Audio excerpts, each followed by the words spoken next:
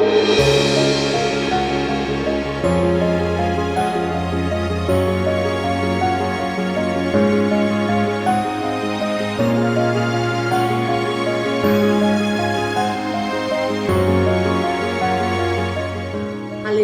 இன்று அதிகாலையில் நாம் பரிசுத்தரின் வார்த்தை நாம் தியானிக்க இருக்கிறோம்.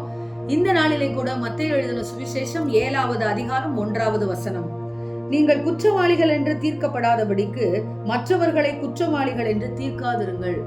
ஆம் தேவஜனமே, ஒரு தவறுமே செய்யாமல் நாம் இருந்தாலும் மற்றவர்களை பாவி என்று சொல்லி ஜட்ஜ்மெண்ட் பண்ணுகிற காரியத்து நிமித்தமாக நாம் பாவியாக மாறிவிடுவோம் என்று சொல்லி கர்த்தர் இந்த நாளில் நமக்கு ஒரு புத்தியை சொல்லுகிறவராய் இருக்கிறார்.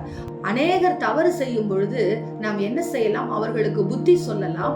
அவர்கள் இந்த பாதையிலே நடக்க கூடாது என்று சொல்லி, அப்படி நடந்தால், அப்படி அந்த தவறை செய்தால் என்ன பலன் கிடைக்கும் என்று சொல்லி, நம்முடைய வாழ்க்கை எப்படி மாறி தவறி விடுகிறதா இருக்கும் என்று சொல்லி அவர்களுக்கு ஆலோசனை கொடுத்து நல்வழிப்படுத்தலாம் ஒழிய, மாறாக அவர்களை குற்றவாளி என்று சொல்லி தீர்க்கிறதற்கு நமக்கு அதிகாரம் இல்லை.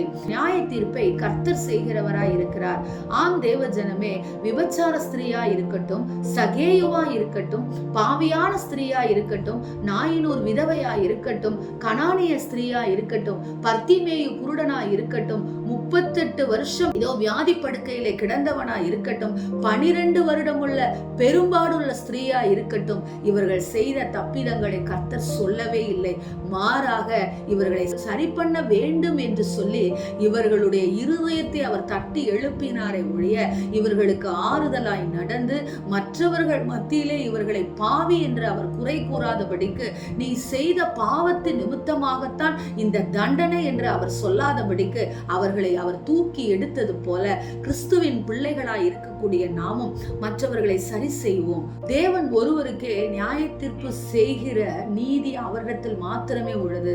நாம் எல்லாரும் அவர் முன்பாக பாவிகளாய் இருக்கிறபடினாலே மற்றவர்களை நாம் குற்றவாளி என்ற நியாயம் தீர்க்காதபடிக்கு அந்த நியாய தீர்ப்பு தேவனுடைய கரத்தில் இருக்கிறபடினாலே அவரிடத்தில் விட்டுவிட்டு பிறருக்கு புத்தி சொல்லி அவர்களை நல்வழிப்படுத்துவோம்.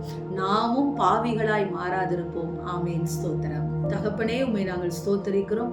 அநேக வேளையிலே ராஜா, நாங்கள் மற்றவர்களை குறை கூறுவது மாத்திரமல்ல, குற்றவாளி என்று சொல்லி ஆண்டவரை நாங்கள் கை நீட்டுகிறவர்களாகவும் இருக்கிறோம். ராஜா, எங்களை மன்னிங்க ராஜா. எங்கள் பெருமையின் நிமித்தமாக நாங்கள் அப்படி நடந்து கொள்ளுகிறோம். சுவாமி, நீர் எங்களுக்கு எதிர்த்து நிற்காதபடிக்கு எங்களுக்கு கிருபைகளை கொடுங்க. நீர் ரத்த சிந்தி சம்பாதித்த ராஜா எங்களை, மனுஷர்களை ஸ்தோத்திரம், நாங்கள் யாரையும் குற்றவாளி என்று தீர்க்காதபடிக்கு அப்பா, அவர்களை நாங்கள் நல்வழிப்படுத்த முயற்சி செய்கிறவர்களாய் இருக்க எங்களுக்கு கிருபை கொடுங்கன்னு சொல்லி ஜெபிக்கிறோம். இயேசுவின் நாமத்தில் ஜெபிக்கிறோம் நல்ல பிதாவே. Amen. Praise the Lord. Hallelujah.